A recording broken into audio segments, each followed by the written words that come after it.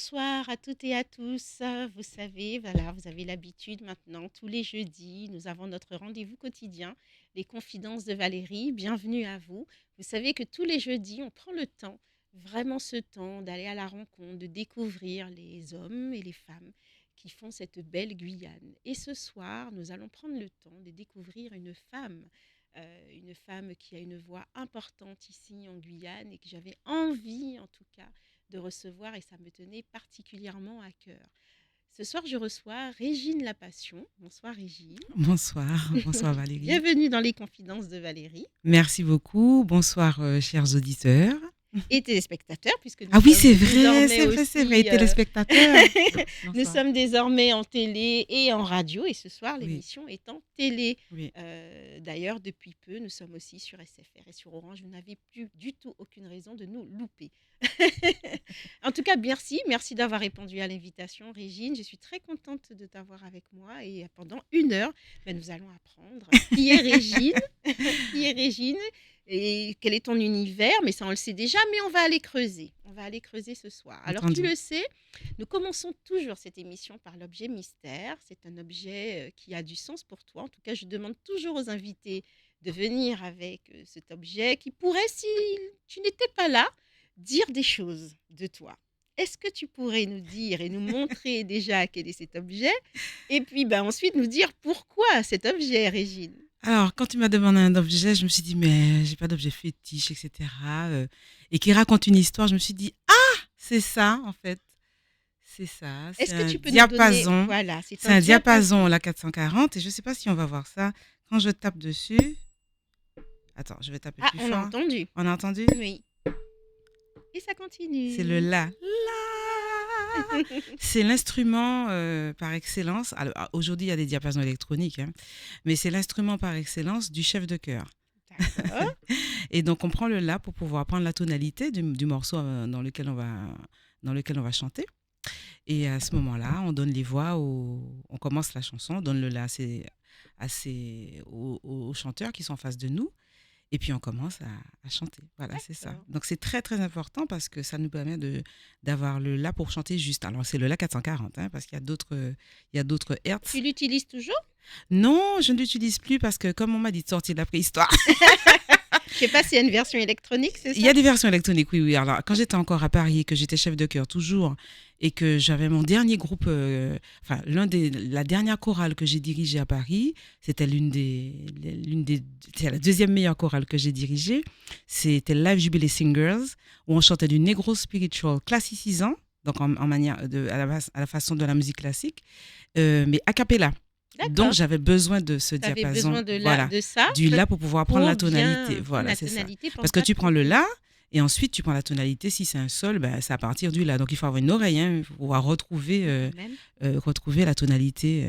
Ce que je trouve intéressant dans ce que tu viens de partager, c'est que ça dit déjà quelque chose, tu vois. Ça dit déjà ton lien déjà avec la musique, Oui, avec des groupes, oui, tu vois. Et ça me donne envie de revenir quand même bien avant tout ça. ok. Avant les scènes, avant la transmission, qui était la petite Régine? Alors j'ai pas beaucoup changé. Je crois que je suis pareil. J'ai juste pris quelques rides et j'ai quelques cheveux blancs. J'en ai beaucoup maintenant. Mais la petite Régine était très. Alors j'étais très catch-upine comme on dit. Mhm. Et les amis musiciens comme Éric Bonheur ou Arsène Popin m'appellent Fourmi Rouge. Et donc, ou Malabar, l'un des deux. Ok. Parce que j'étais assez taquine. Je taquinais beaucoup, beaucoup, beaucoup ma grande sœur, ma petite sœur aussi. Et je courais dans tous les sens. En fait, j'étais docile, bizarrement. J'étais docile au début. Ça a beaucoup changé après. J'étais très docile. J'avais pas de problème particulier. J'aimais danser, j'aimais chanter, j'aimais le sport, j'aimais nager, j'aimais l'eau. Donc, j'aimais nager. Et j'avais toujours chaud. Donc, je suis restée très longtemps en couche sans rien au-dessus, ensuite en culotte sans rien au-dessus. Et comme les deux seins ont commencé à pointer, là, j'ai mis un t-shirt dessus jusqu'à ce que je parte. J'ai un t-shirt, une culotte jusqu'à ce que je parte étudier à 19 ans. Et j'étais assez unique parce que j'étais foncée de peau, c'est important en Martinique, alors que mes deux sœurs sont claires de peau. Donc, on me remarquait tout de suite. Et donc, qu'est-ce que je peux dire de la petite Régine? Ben, j'avais une enfance heureuse, on peut dire ça, malgré les On aléas de entend la un vie. accent, donc c'est que tu Eh ben, viens. merci. Merci beaucoup. Tu vois, tu entends mon accent. Non, Puis- mais je veux dire, en Guyane, oui, fais partie, et tu fais aussi partie de la Guyane, mais tu es Oui, je martiniquaise. suis de la Martinique et comme je dis souvent aux gens, effectivement, je disais à l'époque citoyenne du monde, mais j'ai arrêté de dire ça une fois que j'ai connu la géopolitique. Je ne suis pas du tout citoyenne du monde. Alors aujourd'hui, j'ai tendance à dire que je suis africaine, née en Martinique, vivant en Guyane. Ah, Ayant vécu à bien. Paris également, 19 Oui. ans, mais c'est ce que je dis. Et en fait, je suis vraiment martiniquaise dans tous les sens du terme parce que je suis née là-bas et j'ai vécu en Martinique de 0 à 19 ans. D'accord. Donc j'ai vraiment la Oui, culture oui. martiniquaise. Après, quand on voyage, ça ouvre l'esprit, hein. Donc, j'ai vécu après longtemps à Paris. C'est là que j'ai fait ma vie de femme et ma vie estudiantine de femme et de femme avec un enfant marié, etc. C'était à Paris. Je suis arrivée en Guyane, j'avais déjà 38 ans, quoi. La première fois, Hmm. j'avais 30... Non, attends, la première fois, j'avais 28 ans avec une chorale. D'ailleurs, j'étais venue, ouais, c'était 28 ans. J'étais venue accompagner une chorale. C'est important cette date-là parce que ce moment-là, c'est important parce que j'ai pris une décision que j'ai mise en œuvre après. Et ensuite, je suis vraiment revenue en Guyane en vacances, j'avais 37 ans. Et ensuite, je me suis installée en juin 2008, j'avais 38 ans. Donc, je Ok. suis vraiment Donc, martiniquaise et j'ai vécu beaucoup de belles choses là-bas. C'est ma vie, quoi, mes amis. la musique était déjà une évidence pour toi? Alors oui, parce que dans ma famille, il y a beaucoup de gens qui chantent. Alors, dans ma famille, il y a beaucoup de chanteurs. Il y a D'accord. beaucoup de chanteurs et j'avais une cousine, feu ma cousine, qui était pianiste. Un musicien quand Oui, même. il y avait des musiciens. Tout le monde chantait et ma cousine était pianiste. J'ai deux cousins. Alors, on faisait tous du piano. D'accord. Beaucoup d'entre nous faisaient. Mais nos parents nous avaient mis au piano. Et ma mère nous avait mis au piano. Et elle aussi, elle s'était mise au piano pour nous surveiller, pour être sûre qu'on la couillonne pas. Excuse-moi, mais bon, c'est ça. Et donc, on était tout ce qui est musique, tout ce qui est chant, concert. On allait voir les Golden Gate comment on appelle cet endroit-là encore? Au CMAC. Ça s'appelait le CMAC à Bellevue. Et on a toujours fait des répétitions. J'étais petite, mais je suivais tous ces gens-là dans leurs répétitions. Parce que des fois, tu sais, les parents nous mettent dans quelque chose, mais en vrai, ça résonne pas plus que ça. Qu'est-ce que tu ressentais, toi, quand tu chantais enfant? Est-ce que ça t'avait déjà cette appétence? Est-ce que tu avais déjà cette vibe? Oui, Oui. j'avais ça déjà, tu vois, parce qu'en plus, on a baigné dans la musique. Mes parents écoutaient beaucoup de musique. Il y avait plein de disques à la maison, de vinyles. Et je voyais les gens chanter autour de moi et j'aimais chanter. Et Hmm. sur mon carnet de santé, quand j'ai retrouvé mon carnet, là, j'ai vu chante à l'âge de 1 an. Je me suis dit, ben dis donc. Eh ben, Et effectivement, mon premier concert, j'avais 6 ans. Donc, j'ai toujours chanté et ça m'a toujours plu parce qu'en fait, personne ne m'a poussé. Ma mère nous a mis au piano, certes, oui. parce que je ne sais plus pourquoi d'ailleurs. J'avais 7 ans quand j'ai commencé le piano, mais même si elle nous disait elle était exigeante parce que quand je faisais des fautes, bon, j'étais plus grande après, hein, quand elle me disait que je ne vous voyais pas qu'il y a une faute là, reprenez. Mais quand j'étais petite, personne ne m'obligeait à faire du piano, personne ne m'obligeait à chanter, personne ne m'obligeait à faire quoi que ce soit. La seule chose qui était obligatoire, c'est de réussir à l'école. Oui. Tout le reste, c'était pas obligatoire. C'est-à-dire qu'on ne nous a pas forcé à faire de la musique comme je vois des parents aujourd'hui forcer leurs enfants à faire de la musique. Du coup, tu parles d'obligation quand même de résultats à l'école. Ça veut dire que tu étais une élève plutôt studieuse, Oui, plutôt, on va dire, qui se consacrait aux études. Tu savais déjà à ce moment-là, alors je ne sais pas de quel moment on parle exactement au niveau de l'âge, mais que tu allais en faire ton métier. pas du tout. Alors, quand j'étais petite, et ma mère était sage-femme, et elle dit qu'elle aurait voulu être gynécologue. Bon, après, bon, elle a eu ma sœur, elle s'est mariée et tout, mais elle aurait voulu être gynéco, et il y avait beaucoup de médecins autour de nous. Et donc, comme elle n'avait pas pu être gynéco, on se disait toujours, ouais, on sera médecin, ma sœur serait Mmh. médecin, moi je serai dentiste, La et puis fierté de maman. voilà, pour faire la fierté de maman, évidemment, soit parfait, fait plaisir. Ça, c'est la psychothérapie qui le dit, n'est-ce pas?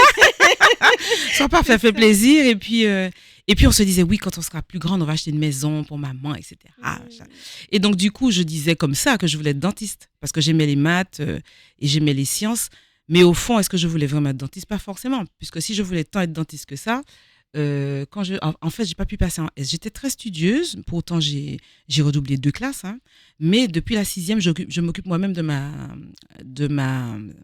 j'allais dire de ma sexualité, de ma scolarité, De ta pardon, excusez-moi, de scolarité. ma scolarité, excusez-moi, c'est mon côté un petit peu, voilà. T'inquiète, Et entre nous. voilà, et donc, ouais, ça reste entre nous, personne n'est au courant. Chut, ne répétez pas ça, messieurs, dames, hein. Et donc, de ma scolarité, donc j'ai toujours été studieuse et ma mère m'a toujours fait confiance à ce niveau-là. Et après, d'ailleurs, quand j'étais étudiante, c'était très important qu'elle me fasse confiance. Donc, c'est vrai que j'avais pas pu aller en S parce que j'avais eu 9 en physique. Aujourd'hui, avec 9, on va partout. Mais voilà, il fallait au moins 10. Donc, je me suis dit, bon, qu'est-ce que je vais faire? Je peux pas passer en S. Bon, je vais quand même faire un bac maths philo. Comme ça, je pourrais faire un doc 0 pour être dentiste. Et puis, entre-temps, je faisais du piano. J'avais jamais laissé tomber le piano. Ah, ouais, quand Et ma même. dernière prof de piano m'a dit, ben, Régine, écoute, pourquoi tu fais pas des études de musicologie? Alors, je me suis dit, ah oui, j'aime la musique, why not? Ah, ah, qu'est-ce que j'avais pas C'est dit, my God. ça. Merci, madame. C'est La madame, prof, alors la prof Joël, de musique. Joël Francourt, voilà, c'est ça son nom. Et elle est prof d'ailleurs au couvent de Cluny. Si elle est, oui, elle est toujours prof, je pense pas qu'elle soit partie à la retraite. Et Joël Kittman m'avait dit, ben, va faire musicologie, puisque tu joues quand même bien, etc. Et donc, je suis partie faire des études de Finalement. musicologie. Voilà, c'est comme ça que Mais bon, parce qu'on m'a dit d'aller, hein, tu vois. Hein. Mais, Franchement, avec du recul, je ne regrette pas. Hein. mais musicologie, c'est vaste. Tu as le chant, Musicologie, tu as les instruments de musique. voilà, tu as Tu tout vois, à compris. ce moment-là, on parle souvent de technique, d'accord, mais là, à ce moment-là, chanter, c'est quoi? Alors, je chantais toujours pendant que j'étais à la fac. Alors, est-ce qu'on peut déjà sortir de la petite Régine et aller à la fac? Bien Quand sûr. j'étais à la fac, ma sœur était allée, parce que ma sœur était d'abord partie à Paris pour étudier, et c'est elle qui était allée à la Sorbonne pour voir quand je m'étais inscrite, elle m'avait inscrite pour voir, comment on appelle ça, pour aller à la réunion la réunion Oui, la pédagogique. réunion de rentrée. Voilà, donc elle est allée au mois de juin avant de venir en vacances. Et c'est comme ça qu'elle m'a dit, écoute, il faudra que tu fasses comment on appelle ça? Il faudra que tu fasses des Des dictées. essais. Ah. Des dictées, ça c'est très important cette histoire-là, de dictées. Et puis ensuite, il faudra chercher un conservatoire parce que musicologie, c'est des têtes pensantes. C'est pour être soit chercheur, soit professeur, soit avoir professeur en Chef d'orchestre, collège. peut-être. Même pas, Même même pas? pas, même Ah, pas. ok. C'est vraiment des penseurs de la musique, c'est-à-dire des docteurs, des chercheurs, des critiques musicaux, des profs en collège ou en lycée, une chaire à la fac quand tu as la maîtrise ou le doctorat, c'est pas du tout des pratiques. On pratique un petit peu la musique, mais on pratique un Ouais, petit peu ouais, l'instrument. mais Mais pas c'est du pas ce tout. qu'on attend Mais non, non, non, de non, non. toi, quoi. Non, Ok. c'est vraiment des penseurs. Donc, on était tous dans un conservatoire, une école nationale ou une école de musique. Donc, du coup, elle m'a dit, quand on va arriver, il faudra qu'on cherche un conservatoire. Et c'est au conservatoire que j'ai continué à pratiquer mon instrument premier, qui est le piano. Mais j'ai toujours chanté à l'église, ça c'est très important. Alors on va dire, ouais, mais c'est basique, tous les chanteurs de soul disent ça aux États-Unis. Il n'empêche que c'est quand même vrai parce que j'ai toujours chanté à l'église. Et arrivé à Paris, j'allais dans une église adventiste, puisque j'étais de confession adventiste depuis la naissance. Et ça s'appelait Paris Sud, dans le 13e. Dans le 13e. Et je ne crache pas dessus, même si j'ai changé de spiritualité, parce que c'est toute ma vie de chef de chœur, toute ma vie, mes amis. Si je retourne, ah Régine, comment vas-tu? Même si je suis plus adventiste, mais bon, c'est pas grave. Et donc, du coup, je chantais tout le temps. Le samedi, on faisait des pièces de théâtre, mais surtout, je chantais dans toutes sortes de concerts à l'église de Paris Sud. Philadelphia, ça s'appelait. Et donc, du coup, j'ai toujours chanté. Et puis, petit à petit, la chorale même de l'église que je dirigeais, on faisait des concerts à l'extérieur dans des festivals en dehors de l'église. Hein. Et donc, je composais pour l'église, pour des moments très importants, pour des grands rassemblements aux États-Unis, etc., puisque c'est une obédience qui vient des États-Unis. Et donc, du coup, j'ai toujours chanté, toujours, toujours, toujours. Quand on regarde ton parcours, on voit quand même la rigueur. On voit quand même de l'exigence. Moi, j'ai envie de te poser, j'ai déjà deux questions, mais je vais déjà poser la première. Qu'est-ce que ça demande intérieurement? Parce que tu parlais, j'ai retenu le côté, alors je ne sais pas si on peut dire philosophie ou croyance ou religieux, enfin, tu vois. Qu'est-ce que ça te demande à l'intérieur de tenir autant de temps? Est-ce que la spiritualité et ta spiritualité aujourd'hui, parce que tu as dit que tu n'es plus adventiste, en fait partie. Qu'est-ce que ça t'amène aujourd'hui dans ta vie, Régine? Quand tu dis de tenir autant de temps, c'est-à-dire, qu'est-ce que tu en C'est-à-dire parles là? de tenir de ce niveau-là. Je parle du niveau que tu as. Oui, c'est ça. Et j'ai encore beaucoup de travail, si tu savais. Eh bien, pourtant, Alors, tu as déjà alors écoute, quand même, quoi. c'est vrai que... alors, on va parler de rigueur et de spiritualité, même si on va parler, c'est très longtemps dessus, peut-être parce qu'il faut du temps pour en parler. Mais alors, la rigueur, ce sont mes deux parents. Mon père était très rigoureux, ma mère aussi. Mon père est un peu maniaque parce que chez lui, c'est très propre. Tu peux lécher par terre tellement c'est propre. Et mon père, si tu veux, il se brossait les sourcils, etc. Il était vraiment très carré. Et mes deux parents étaient très exigeants vis-à-vis d'eux-mêmes déjà et vis-à-vis de nous pour que le travail soit très... Ayez l'amour du travail bien fait, si tu veux. Ma mère me disait ça tout le temps. Et puis elle prenait l'exemple du pilote d'avion. Elle me dit, imaginez le pilote fasse quelque chose de pas bien et il y a 400 personnes qui meurent. Voilà. Ça, c'est ma mère. Et mon père, c'était la réputation, etc. Bon, bref. Donc mes parents étaient très rigoureux. Et donc, du coup, j'ai gardé cette rigueur parentale que je transmets à mes enfants. Maintenant, c'est pas toujours simple parce que si tu veux, il y avait la rigueur à l'époque, mais avec beaucoup de peur. Aujourd'hui, je transmets. Bon, j'ai mis la peur chez mes enfants aussi, excusez-moi, je vais dire la vérité. Mais cette rigueur-là, je me le suis appliquée à moi-même. Et j'ai toujours, si tu vas à Paris aujourd'hui, tu te dis, est-ce que tu connais Régine Martial ou Régine La Passion? Ceux qui m'ont connue après, ils vont dire, mon Dieu, elle est chiante. Ah ouais, maman. Ah non, mais elle est chiante. Mais ça tournait. Mais mon Dieu! Et puis, j'avoue qu'arrivé en Guyane, j'ai un petit peu mis d'eau dans mon vin, mais j'ai mis trop d'eau, le vin est rosé là, donc c'est un peu chaud. Mais si tu veux, cette rigueur-là, c'est celle-là qui me permet d'être qui je suis et qui m'a permis de rattraper le niveau que je n'avais pas. Il n'y a pas beaucoup de temps pour en parler, mais les fameuses dictées musicales, là, j'étais nulle dans ça. Si je te raconte d'une force, comme disent mes élèves quand j'étais étudiante, sa race, j'étais nulle sa race. Comme ça que mes élèves parlaient quand j'étais prof en collège pendant que j'étais étudiante. Écoute, j'ai dû énormément travailler. Je suis vraiment le fruit du travail, tu vois. Si on pouvait lire sur mon visage, comme je dis souvent, je disais à Christiane Taubira quand je lui racontais mon histoire, tu sais, dans les films policiers, je ne sais pas comment on appelle ce produit qu'on met, tu vois, le mur est super propre. Et puis quand tu mets le produit, tu vois toutes les traces de sang. Oui.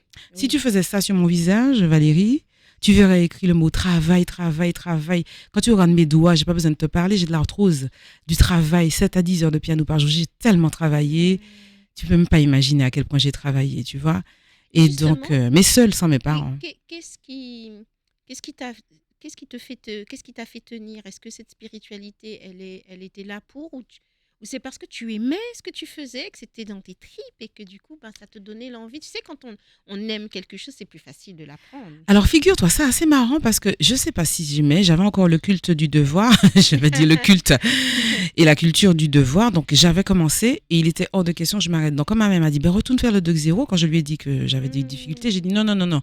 Je me donne les moyens et si jamais je n'arrive pas, je vais changer pour aller faire dentiste. Et je me suis dit, bon, maintenant on va commencer. Le dentiste là. Oui, oui, oui, puisqu'elle m'a dit que la première année, je galérais Ok. au maximum, quoi.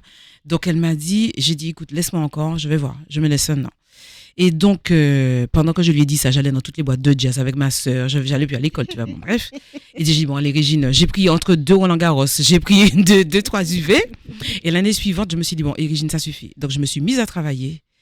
Parce qu'il fallait que je réussisse, point, c'était ça. J'étais venue faire musicologie, je fais musicologie, j'aimais bien finalement. Bon, à part l'histoire de l'art, c'est un petit peu relou, mais bon, voilà, j'aimais bien, mais je me suis dit, bon, allez, il faut que je réussisse. Et donc, du coup, j'ai travaillé pour réussir, et puis j'y ai pris goût, parce que quand tu vois tes notes monter, tu vois que tu passes de 2 à 5, à 10, à 15, à 20, c'est extraordinaire, tu vois.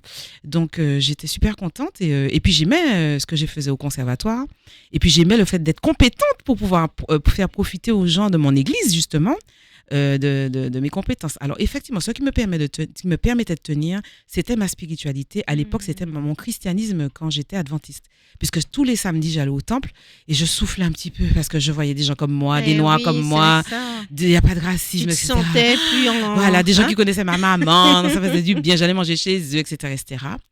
Et après tout ça, bon, aujourd'hui, qu'est-ce qui me permet de tenir aujourd'hui? Ben, c'est ma spiritualité négro-africaine parce que j'ai changé, effectivement. Je suis retournée à la spiritualité des ancêtres que les ancêtres avaient avant l'esclavage.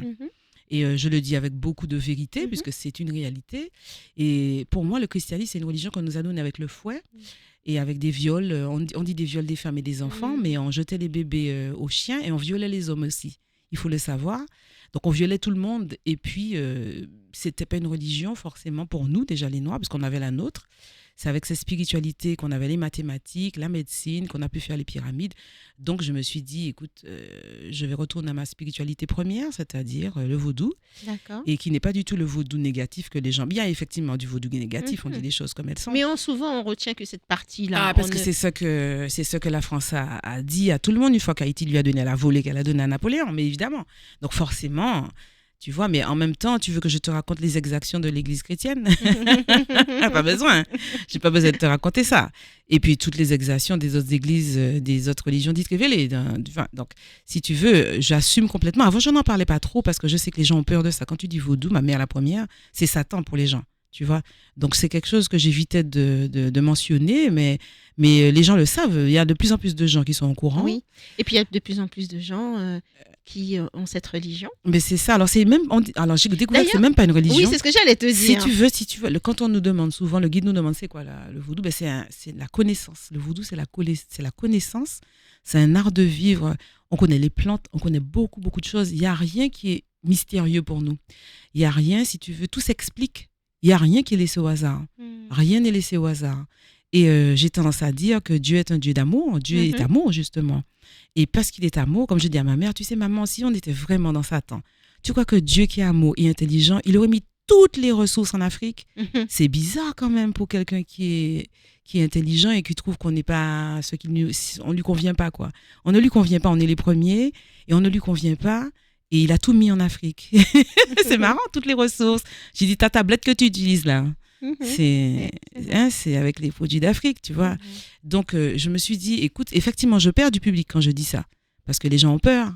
Et on me dit, oui, tu as une école, fais attention, les gens vont disparaître de ton école. Mais bon, whatever. Quel est le lien, j'ai envie de dire Ben, le lien, les chrétiens ont peur de ça. Les chrétiens ont peur du vaudou parce qu'ils te disent que, bien oui, c'est Satan. Et donc, j'étais petit à petit. Alors, avant, moi aussi, je disais, non, on me dirige la spiritualité négro-africaine, c'est quoi? Parce que je disais, non, je suis dans la spiritualité négro-africaine. C'est ce que je disais. Puisque pour moi, c'est les ancêtres, etc. Bon. On m'a dit, mais Régine, c'est ça, c'est le vaudou. Je dis, non, c'est pas le vaudou. Et puis, petit à petit, quand j'ai commencé à lire, je me dis, je vois le mot vaudou. Je dis, ah, mais non, ça va pas le faire. Je me suis dit, moi-même, ah, mais non. Et puis, une m'a dit, Régine, tu es bête ou quoi? Lis et tu verras de quoi il s'agit. Renseigne-toi, fais des études comparatives. Et tu sais ce que j'ai tendance à dire aujourd'hui? J'ai tendance à dire que je suis seekers. En anglais, ça veut dire chercheur. Je suis quelqu'un de chercheur et en toute humilité, parce que tu vois, j'en parle aujourd'hui facilement, mais avant, je parlais de la même façon du christianisme. Donc, je me suis dit, tu te rends compte, Régine, comme quoi il faut être humble dans la vie, parce que tu ne sais pas demain de quoi sera fait demain, où tu seras demain. Aujourd'hui, tu as découvert ça. Tant mieux pour toi. Donc, c'est pour ça que je dis aux gens autour de moi, votre spiritualité, vous la gardez, si ça vous fait du bien. Je serai la dernière personne à dire aux gens, il faut que tu sois ça, il faut que tu sois ci. Et tu sais comment ça a commencé? Depuis Paris. Mais c'est ce que j'allais te demander, justement. Depuis Paris. Okay. Alors déjà, depuis Paris. Déjà, je n'ai jamais fait de travail missionnaire. Hein, comme on dit chez nous, j'en ai pas chez les gens. Une seule fois, j'ai fait ça en Martinique. Et la Namakla qui l'a pas retourné, j'ai dit plus jamais. J'étais avec ma copine. J'ai dit, moi, je fais pas ça. Je ne vais pas chez les gens. C'est pas la peine. Et ensuite, arrivé à Paris, je faisais pas ça du tout. Et pourtant, je croyais que la religion adventiste était celle qui se rapprochait le plus de ce que la Bible disait, tu vois. Mais quand j'ai rencontré des religions différentes à Paris, j'ai dit, mais pourquoi il faut embêter les gens qui sont sincères chez les catholiques, sincères chez les musulmans, sincères... Je connais beaucoup de juifs, tu vois. Donc, je me dis, attends, ma mère connaissait déjà des juifs aussi qui pratiquaient le Shabbat. Ouais. On allait chez eux le vendredi et tout pour manger. Du coup. Et c'est vraiment intéressant, tu vois. Donc, je me dis, attends, chaque personne a sa croyance. Il faut laisser les gens tranquilles si ça leur fait du bien. Donc, je n'invitais pas du tout les gens. Je ne faisais pas de travail missionnaire. J'invitais les gens uniquement parce qu'il y avait des concerts dans mon église de gospel. Et j'invitais le prêtre catholique parce que je faisais des ateliers pour l'église catholique parce qu'il manquait de jeunes. Ouais. Donc, pour faire venir des jeunes, on faisait du gospel. Ok, d'accord. Et donc, j'avais dit aux 2 prêtres jeunes là, de venir, qui se ressemblent un peu Jésus. Là. Il ressemble à Jésus, le Jésus qu'on nous a vendu. Donc, ils venaient le dimanche. J'invitais dimanche après-midi, il y avait des concerts. Une fois par mois, donc j'invitais les gens, mes amis, tu vois, et j'avais des amis de partout, donc pour moi, il n'y avait pas de raison. Et puis une fois, j'étais tombée sur l'image des Indiens qui tiraient une flèche sur le comment on appelle ça, comme dans Avatar. Je me suis dit, mais attends, je me dis, qu'est-ce qu'on va embêter ces gens-là pour dire, tu peux pas manger ci, tu peux pas manger ça, non, mais arrête. Et donc, depuis là, je me suis dit, bon, il y a un truc qui va pas. Déjà là, non. Et après, pour faire court, quand j'ai commencé à regarder, je suis une enfant de la télé. Non, je regardais la télé. Après, j'ai rendu ma box, voilà. Mais je regardais toutes les émissions en rond, là, comme j'aime dire, tu sais, où discute de tout. Et je me suis dit, mais on nous ment.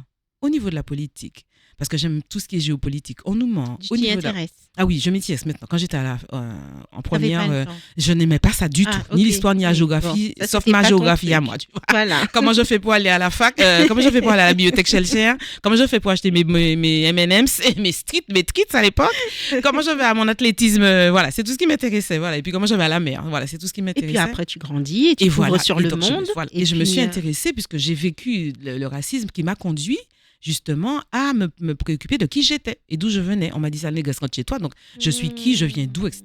Bon, je suis Claire de Pau, peut-être, machin, mais bon, voilà. Qu'est-ce qui s'est passé, d'où je viens, je me suis renseignée. Donc, j'ai trouvé des lettres d'affranchissement de mes parents, enfin, pas moi, ma cousine en Martinique, etc. Bon, bref. Donc, depuis là, je commence à à me poser t'intéresser, à te poser des de questions me qui poser a des amené questions. à... Mais oui, donc je regardais les émissions, j'ai dit ça c'est du mensonge. On nous ment au niveau de la médecine, au niveau de de l'industrie pharmaceutique. Mais depuis Paris, on nous ment au niveau de plein de choses. On doit nous mentir là aussi, au niveau de la religion. Et c'est là que... Voilà. Et ça a commencé par arrêter de me défriser les cheveux. J'ai remis mes nattes que je faisais avant, mes tresses. Et puis après, je voulais faire des locks, mais je me suis dit, bon, je suis allergique à la poussière. Peut-être que ça va pas le faire. Finalement, je vois que tu as changé Et d'avis. finalement, j'ai changé d'idée en juin 2014, mais bon. Et donc, tu vois, je me suis posé des questions et arrivé ici, alors que je allais à toutes sortes de conférences, de Motunde et tout ça. Hein. J'ai même acheté des livres, imagine. J'ai acheté des livres dédicacés de Bouemba Bong, etc. Je connaissais encore Jean-Philippe, il s'appelait encore Jean-Philippe Motunde. Et puis, à l'époque, on allait à des conférences, on avait cambriolé chez lui, etc. Les ordinateurs, bon, bref. Donc, je m'intéressais à eux, si tu veux. Je suis rentrée avec des livres que je n'avais pas ouverts. Tu le crois, Valérie? Je n'avais pas ouvert les livres encore, puisque j'avais acheté tellement de livres. Et j'allais au temple toujours. Et je suis assise dans le temple, je me dis... Il y a un truc qui va pas. Cette religion-là ne va pas avec les Noirs. Ça ne va pas avec nous. Et puis, je suis allée à une conférence le 13 septembre 2014, je crois que c'est ça, ouais.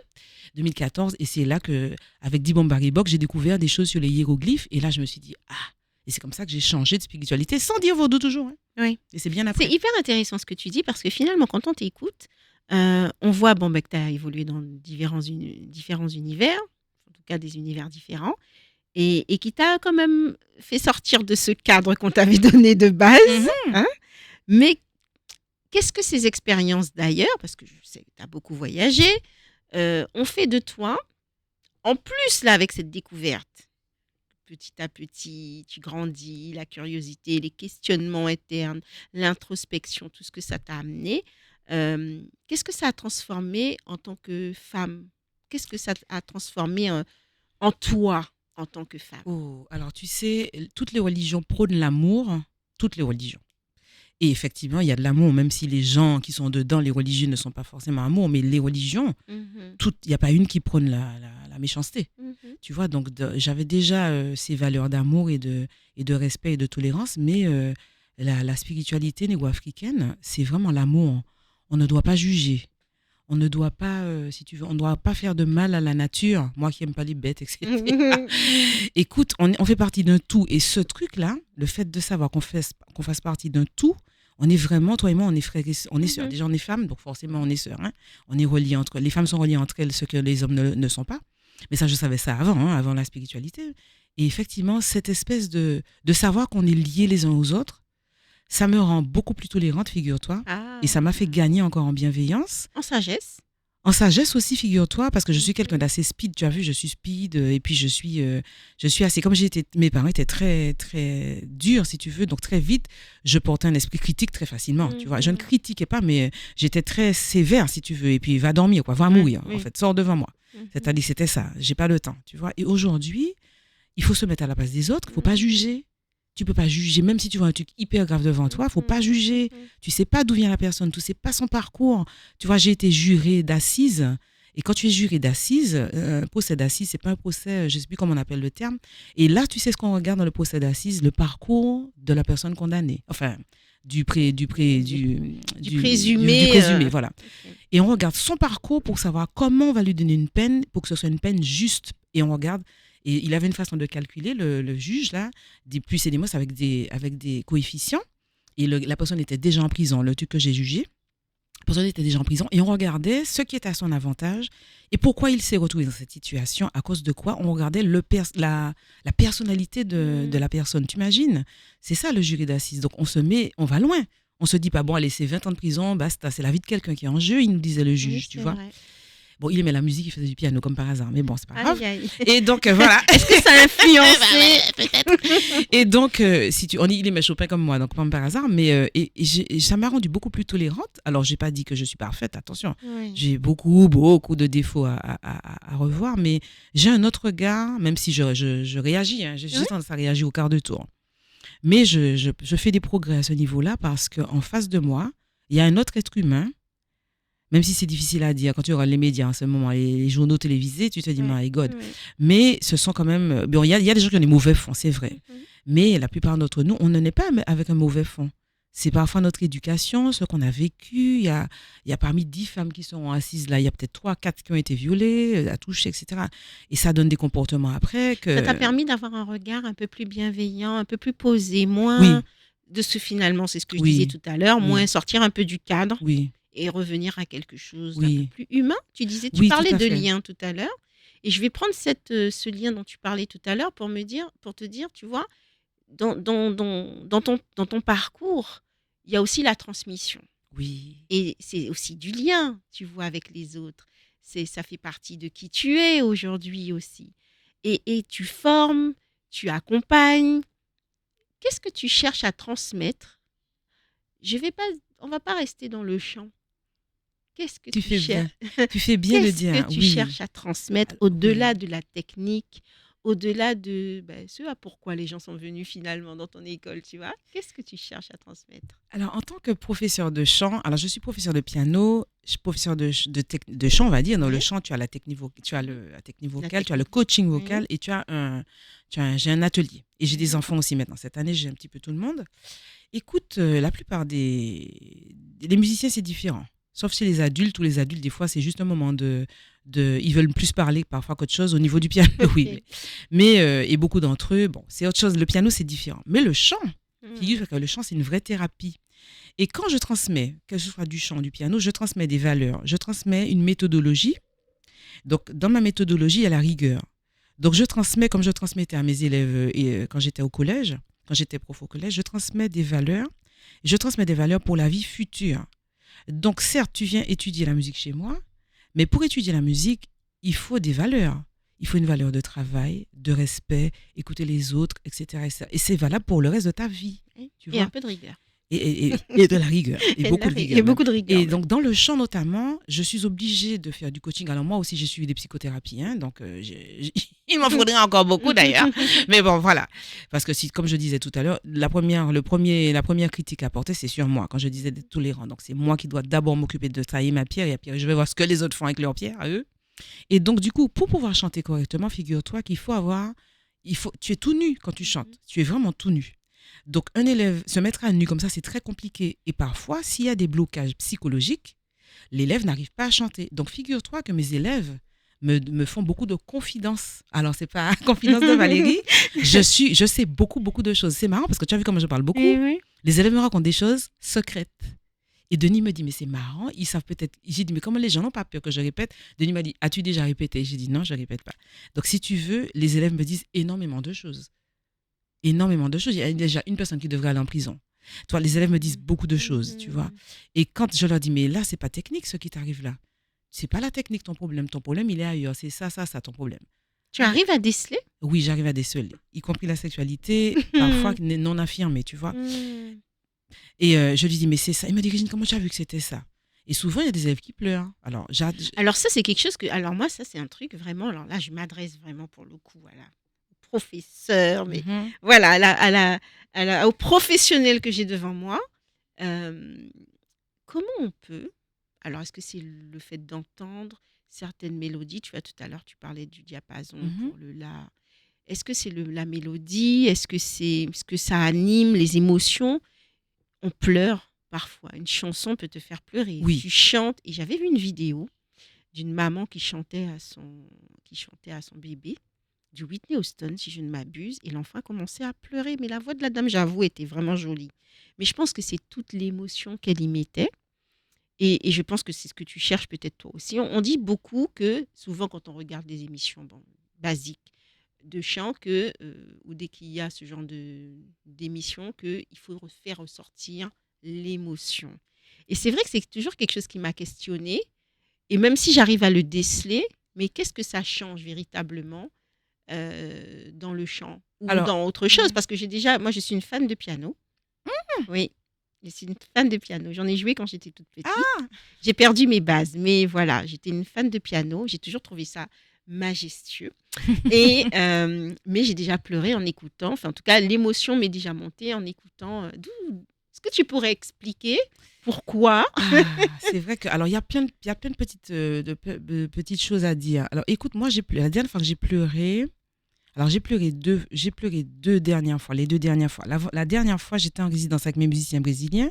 On a composé de la musique ensemble et j'ai écrit un texte sur papa.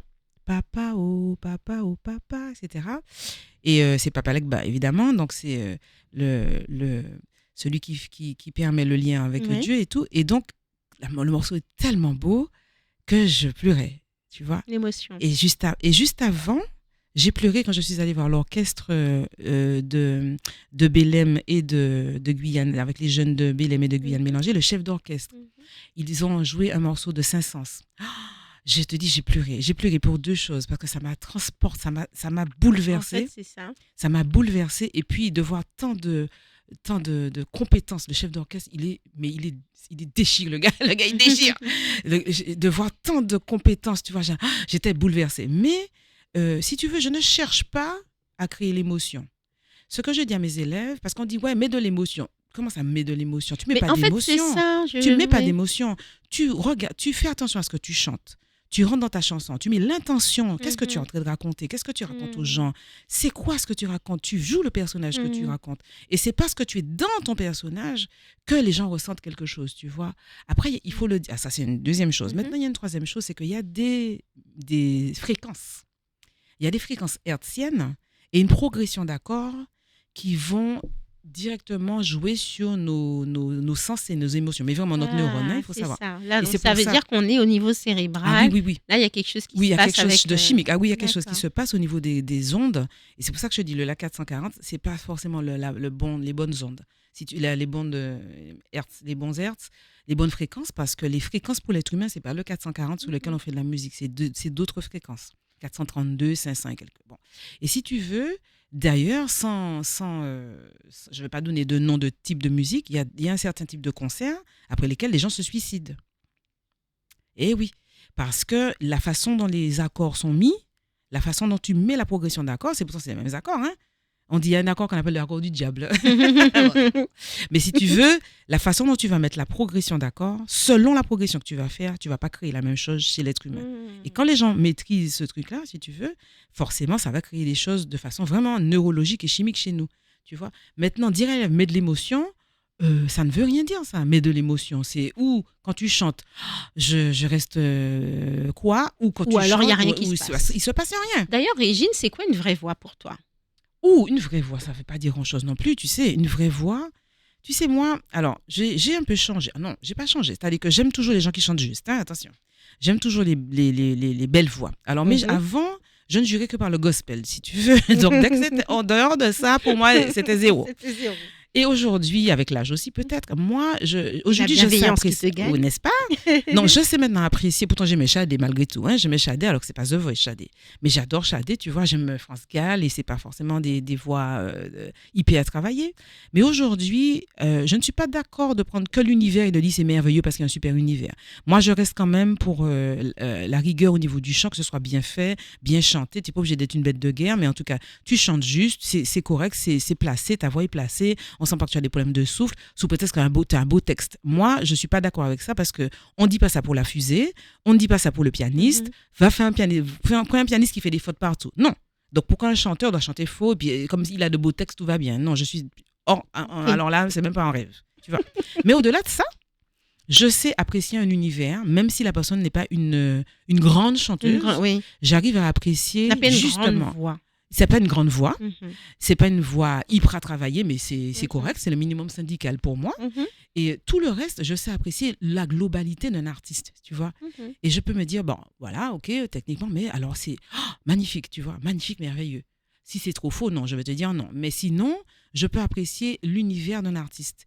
Et c'est ça qui est important. Parce que figure-toi qu'aujourd'hui, j'ai plus de mal à écouter Jennifer Hudson qu'avant. Mhm. D'accord. Parce que je ne supporte plus qu'on crie comme ça dans mes Oui, oreilles, tu vois. d'accord. Ouais. Donc, si tu veux, j'adore Manzanne, Oui, mais oui, tu oui. vois, mais aujourd'hui, je veux de la beauté. Avec tout ce qu'on vit, de très laid autour de nous, on a envie d'avoir de la beauté, des choses belles, tu vois. Donc, c'est pas de la performance vocale qu'il nous faut aujourd'hui, même si de temps en temps, C'est bon, bien. on en fait. Mais aujourd'hui, j'ai envie de m'asseoir dans un concert et puis je dis, waouh, j'ai passé un bon moment. Faut que c'est joli. Ah, et puis, si l'artiste maîtrise sa voix, il peut faire des choses, ok. Oui. Mais au service de la beauté de l'art. Mais tu vois, quand je t'écoute, je sens, voilà, tout ce qui t'anime et toute cette passion. Et je me disais, en t'écoutant parler, on parle d'émotion, on parle de voix, on parle de justesse. Euh, Quand c'est ton quotidien comme ça, tout le temps, est-ce que tu as encore, toi, Régine, besoin d'écouter de la musique, en dehors de la spiritualité, qui est la tienne, pour te poser, pour te reconcentrer? Est-ce que tu as besoin d'un univers particulier? Est-ce que tu es plutôt une citadine ou plutôt quelqu'un de la campagne? Est-ce que tu vois, par exemple, en Guyane, tu aimes bien juste écouter une crique, tu vois, l'eau? Est-ce que tu es pour te recentrer? Est-ce que tu as ces besoins-là de temps en temps de couper un Oui. peu? Et est-ce que c'est encore la musique que tu as? Si tu te mettais en plein carbet, est-ce que tu aurais besoin d'amener quelque chose de la musique avec toi? Ou au Non. contraire, tu aurais besoin de Ah non. silence? Alors, tu sais, il y a plusieurs personnes en moi, effectivement. Je vais Mhm. bientôt me dédoubler, attention. Si tu veux, à la base, je suis citadine. C'est-à-dire, même D'accord. si je n'aime pas les centres commerciaux, il fallait qu'il y ait une pharmacie, etc. Enfin, Oui. tu sais, de la modernité autour de moi. Je n'aimais pas la boue, les choses comme ça. Et puis, petit à petit, donc j'ai vécu à Paris, donc tout va bien, la vie est belle, je connais Paris comme ma poche, je suis bien fière de moi, d'après moi. Et puis, petit à petit, je suis arrivée en Guyane, donc. Je me suis reconnectée à mes racines créoles, mes racines africaines, on va dire ça, on va dire racines créoles, parce que racines noires, nègres. Et puis, je n'étais pas spécialement. Je suis toujours allée en forêt en Martinique, hein, mais bon, forêt domaniale, ça sera plus simple, comme ça c'est aménagé, etc. Oui.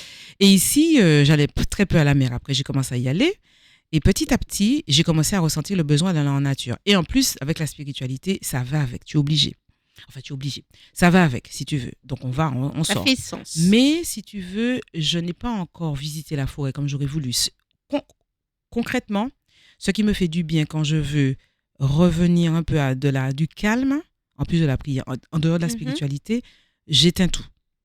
Il n'y a pas de musique, il n'y a Il n'y a rien. pas de musique. Je déteste aller en nature et voir un JBL qui pointe son nez. Je déteste aller à la mer et il y a de la musique. Je déteste aller en carbet et il y a de la Ah, c'est musique. rigolo. Je déteste ça. Mhm. Parce que je vais en forêt et en nature pour être en nature, pour entendre la nature, Pour être en lien, pour être encore en une lien avec fois, la nature. ouais. Tu mets ton JBL avec du chata, du dancehall, du reggae, tout ce que tu veux. Tu peux même mettre de la musique classique. Je ne veux pas de musique. Je suis en nature. Je vais dans la nature. Le bruit de l'eau, le bruit des oiseaux, le bruit de tout ce que tu veux qui est dans la nature. Je ne veux pas de musique. Je trouve ça insupportable. Maintenant, Donc, j'écoute de la coup, musique tout le temps dans ma voiture. Et quand de temps en temps, ma tête est remplie comme ça, Mhm. j'éteins la musique dans ma voiture. J'éteins même la clim et j'ouvre les fenêtres pour avoir pour avoir l'air normal, tu vois, de l'air. et l'écoute Ah oui. voilà. Maintenant, il y a une chose que je fais et que j'ai pas fait ces temps-ci, c'est pour ça que je suis un peu fatiguée, c'est que je fais une méditation que je prends. Il y a des méditations sur Internet avec des musiques à Oui. 432. Oui. Je mets ça quand j'ai besoin de me poser. Et quand le gars fait du scanner du corps, quand il va jusqu'au pied, il arrive juste aux oreilles, je dors déjà.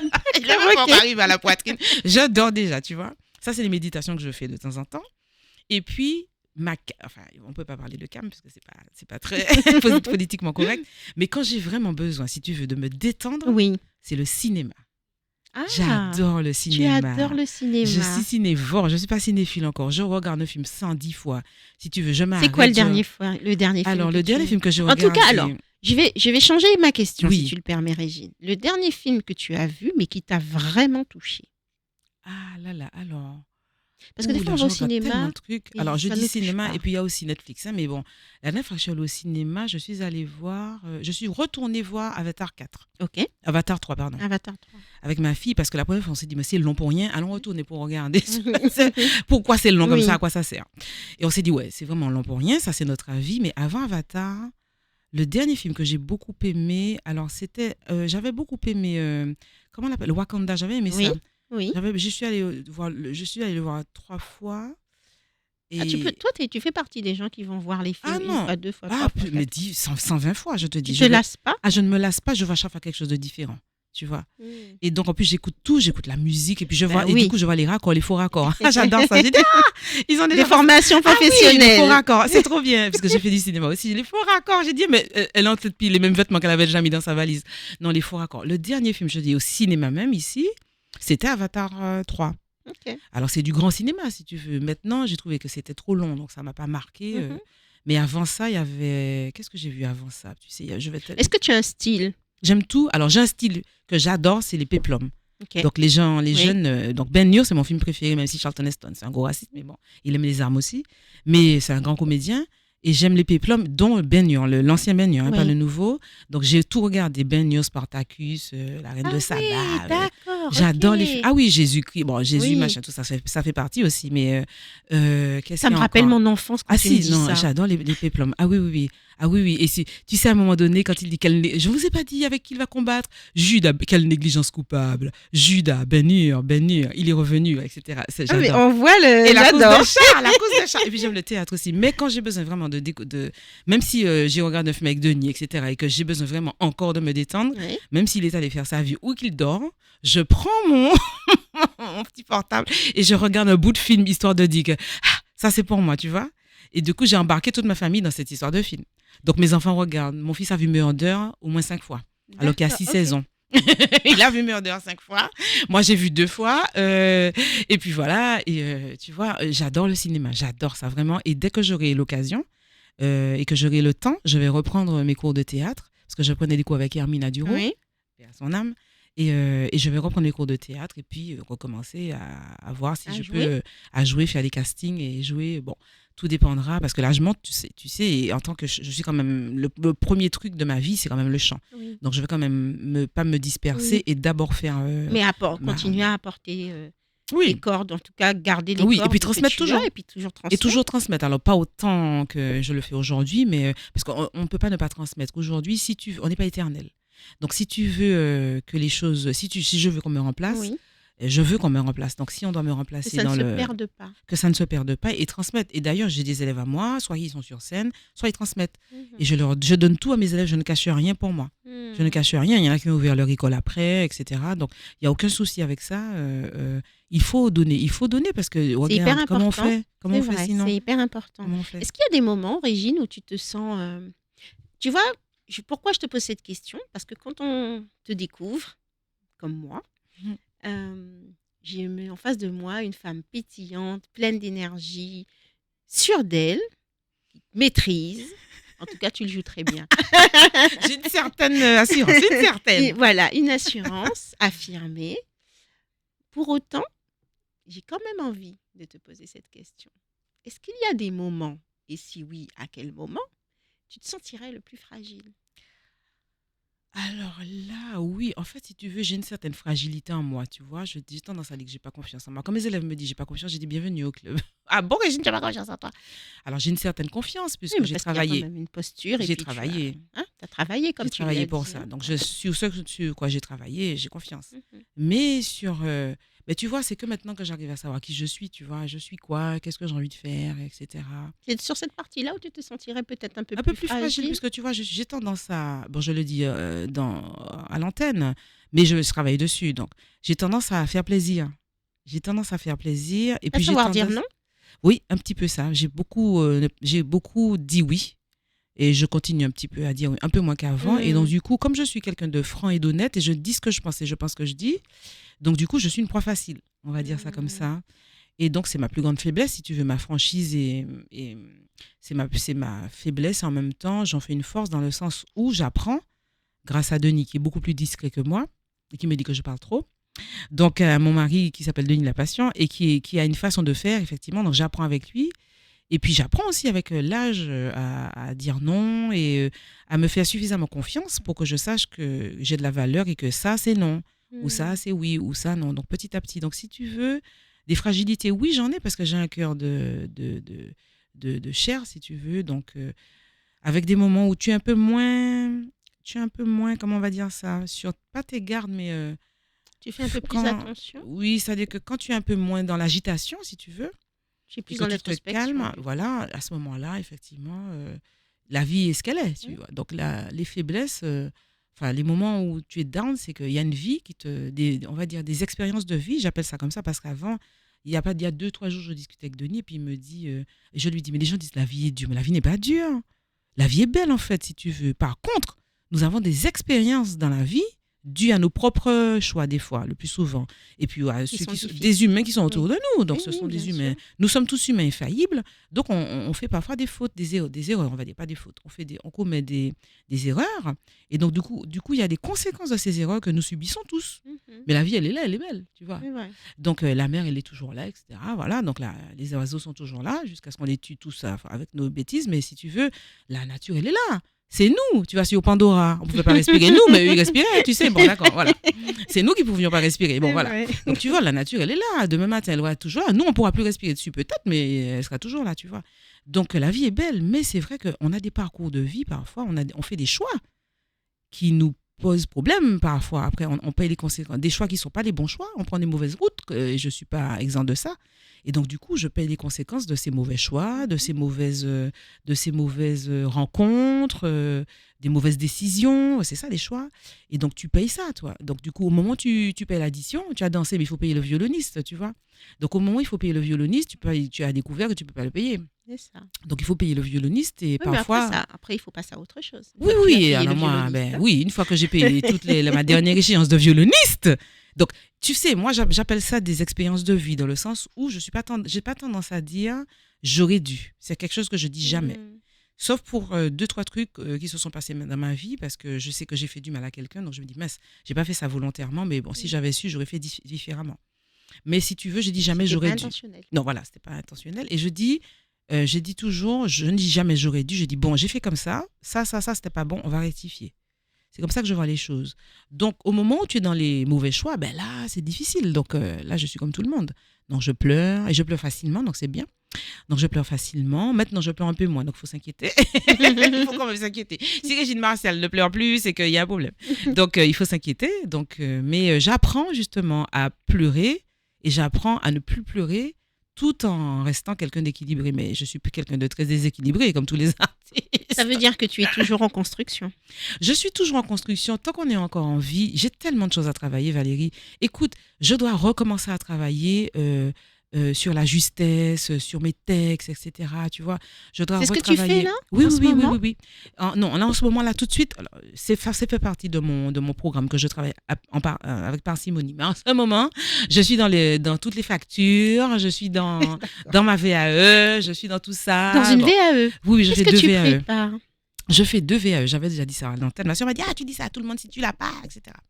Donc, On je te m'en donne fiche de bonnes complètement. ondes. Oui, oui, oui, c'est des bonnes ondes parce que j'ai décidé de boucler la boucle de mes études justement en faisant une VAE de pianiste, professeur de piano, pardon, D'accord. et de professeur de chant. Voilà, comme ça, parce que mes diplômes, il y en a, c'est de l'École normale de musique de Paris, mais à part mes diplômes de fac, ce diplôme-là, qui est un diplôme qu'on donne au conservatoire en général, c'est quand tu es au conservatoire, tu D'accord. fais ça et après tu fais le diplôme d'État. Donc là, tu es sur 2 projets, là. De gros Oui, cette projets année, je bien suis lourds, là. plus quand mon même, hein. album qui doit sortir, plus mon clip, etc., etc., plus mes enfants, plus mon mari, voilà. Plus Donc, autre chose. T'as pas oublié quelque chose? qu'est-ce que j'ai pas oublié? Qu'est-ce que j'ai oublié? Attends, laisse-moi. Ah, je sais pas. Il y a Le tellement. livre? Ah oui, le livre. Ah oui, le Ah, livre. le ah oui. livre, eh ben alors. Écoute, j'ai écrit d'une traite pendant un moment et il j'ai lu raconterait qu'il faut quoi écrire ce tout. livre? Il va raconter mon arrivée à Paris. Alors c'est ça, parce que en fait, c'est compliqué parce que je n'aime pas parler de ma vie privée, si tu veux. Mais en même temps, c'est pas ma vie. Oui, c'est ma vie d'étudiante, donc c'est privé, certes, mais c'est pas. Et puis pas c'est très bien de privé. savoir le parcours Mais oui, parce que d'une quand femme j'ai. qui compte et de s'inspirer. Mais oui, parce que tu sais, j'ai décidé d'écrire ce livre dans le sens où les jeunes, c'est surtout, je pense aux jeunes, on parlait de transmission. Quand tu es down, Valérie, quand tu seras down un jour dans ta vie, vraiment découragé, démantibulé, tu vas prendre ce livre-là et tout de suite tu auras la pêche. Parce que si tu vois dans quel état de stress et de, comment on appelle ça, oui, une petite déprime, parce que je ne suis pas du genre déprimé, mais dans quel état de désolation je me suis retrouvée quand j'ai réalisé que je n'avais pas le niveau de solfège. Et que mon niveau de piano, bon, je suis quand même rentrée au conservatoire, mais que j'avais le niveau de solfège ni au conservatoire, ni à la fac. My God, mon Dieu, Valérie. Et je suis couchée sur mon lit avec mes bigoudis et dans ce pays où il fait froid. Et je me dis, mon Dieu, qu'est-ce que je fais faire? Parce que tu fais 3 notes de musique quand on va faire musicologie. Qu'est-ce que je vais faire? Et ma soeur qui me dit, qu'est-ce qui se passe chez nous? Qu'est-ce qui va pas? J'ai dit, ma fille, je suis pas bonne. Ah, t'as recalé encore? J'ai dit, oui, ma fille. Et ma soeur rit aux éclats de voir mon état de De stress. stress. Et ce livre, quand j'ai raconté toute mon histoire, depuis mon arrivée, en sortant de l'avion, on sortait dehors, Oui. on ne sortait pas dans Oui, l'aéroport. c'est vrai. Depuis là, je sors de là, je dis, ce pays-là est climatisé. Quand je sors, il est climatisé le pays. J'étais jamais allée à Paris, tu sais, le dépaysement, jamais quitté mes... Je raconte tout ça à Christiane Taubira, autour d'un café, un thé plutôt. Et puis, je raconte tout dans les détails à Christiane de ce que j'ai vécu jusqu'à, il n'y a pas longtemps, jusqu'à ce que j'ai remboursé le prêt d'honneur. Elle me dit, mais tu es une idée, on va rembourser ça, ma fille. J'ai dit, mais moi, si je suis présidente de la République, on ne pourra pas dire que je donne l'argent à l'État. Écoute, quand Christiane a entendu l'histoire, elle m'a dit, il faut que tu écris un livre. Hein. C'est de là que part l'idée? Mais c'est Christiane et ma secrétaire qui connaît mon histoire. Et mes élèves connaissent un peu mon histoire aussi. Mes vrais élèves connaissent cette histoire-là. De comment j'ai dû travailler. Et quand Christiane a entendu les détails, parce que des élèves, j'ai pas le temps de leur raconter tout, on est dans un cours. Sûr. Mais ils savent que j'ai dû travailler. Mais Christiane a entendu l'histoire en détail. Elle m'a dit, il faut écrire un livre, ma fille, ou un livre.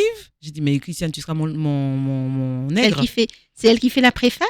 Ben, certainement. Alors, j'ai dit, tu seras mon nègre. Elle m'a dit, ah, écris ton livre, ok, lis après. Donc, elle m'a dit d'écrire le livre. J'ai commencé parce que ce livre-là, si tu veux, il raconte le parcours du combattant, c'est-à-dire comment j'ai dû travailler et faire des nuits blanches et mettre du plomb sur mon piano pour avoir une meilleure technique. Ouais. Et je l'ai plombé 2 fois, mon piano. Ensuite, j'ai ramassé toutes les cassettes de dictée pour pouvoir faire 3 nuits blanches par semaine pour faire des dictées musicales, pour avoir l'oreille que j'ai aujourd'hui, tu vois.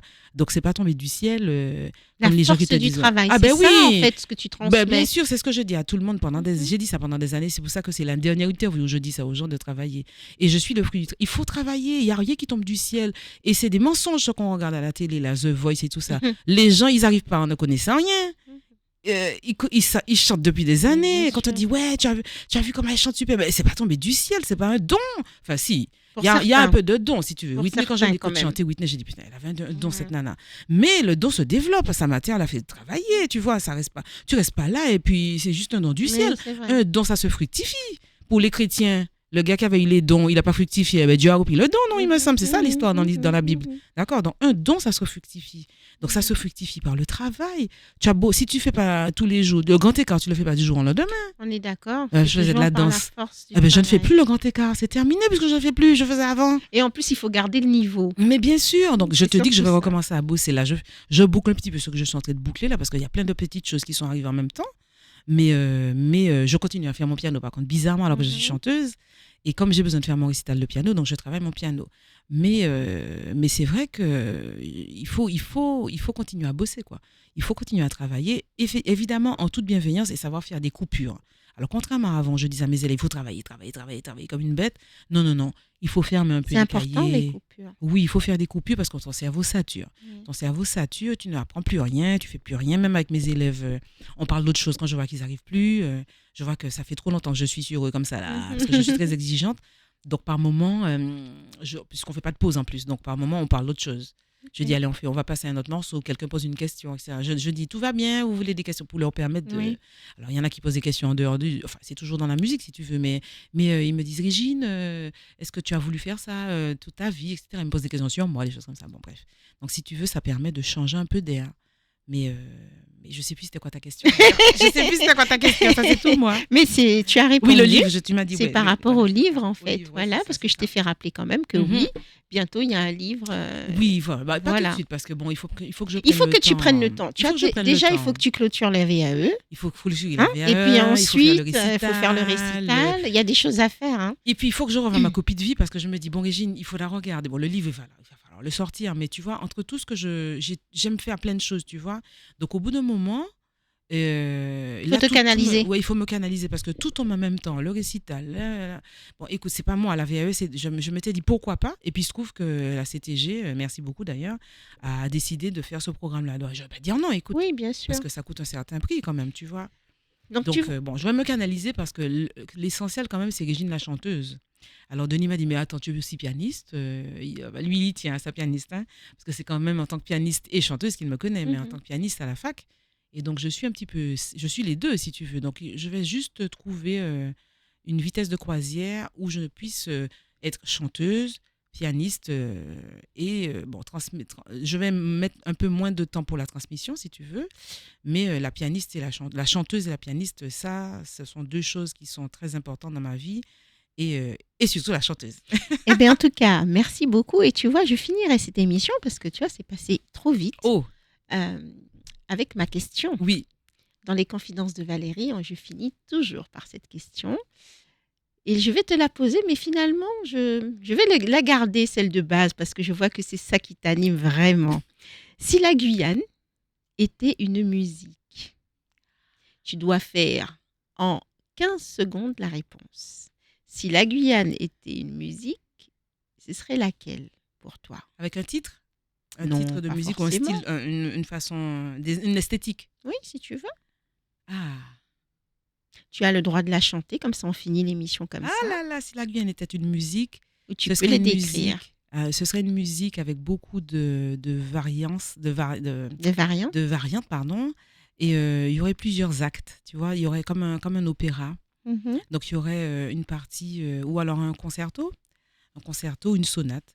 Tu vois, il y aurait d'abord un prélude où tu vois le soleil se lever sur la d'accord, nature, sur oui. la partie verte de la Guyane. Mhm, Le tumulte, à un moment donné, tu vois, le tumulte de ce qu'on vit, de la vraie vie guyanaise, avec toute sa géopolitique très compliquée, très complexe. mhm.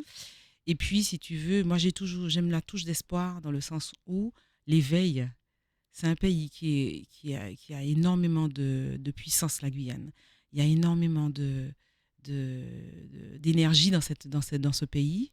Et cette énergie qu'il y a dans la terre guyane, dans le sol guyanais, c'est cette énergie-là qui va nous donner la puissance de relever la tête et que, peut-être pas de mon vivant, mais que la Guyane puisse retrouver ses lettres de noblesse. Alors, mais je te remercie beaucoup, Régine, pour ce mot de la fin, parce qu'au-delà de la professionnelle, au fond, c'est la Régine qu'on a découverte ce soir, et moi, je suis vraiment contente. Est-ce que je Merci. peux te demander de finir cette émission en chanson? Oui. Alors, je Alors, vais avant, qu'est-ce que tu veux? ce que tu veux, ce que tu veux vraiment, parce que j'ai envie de finir comme ça avec toi. En tout cas, merci à vous de nous avoir suivis, de nous avoir écoutés, d'avoir écouté Régine d'une autre façon ce soir. Et puis, ben, je te laisse terminer. Bonne soirée à vous et à jeudi prochain. À toi, Régine. Papa, oh papa, moi prière ou vini bon mot. Papa, oh papa, moreleto et to répondre mot. To qu'à l'ouvrir chemin, to qu'à l'ouvrir la porte. A pour ça mot contento, papa legba. Papa, oh papa, moreleto et to répondre mot. Merci, Régine. À jeudi prochain.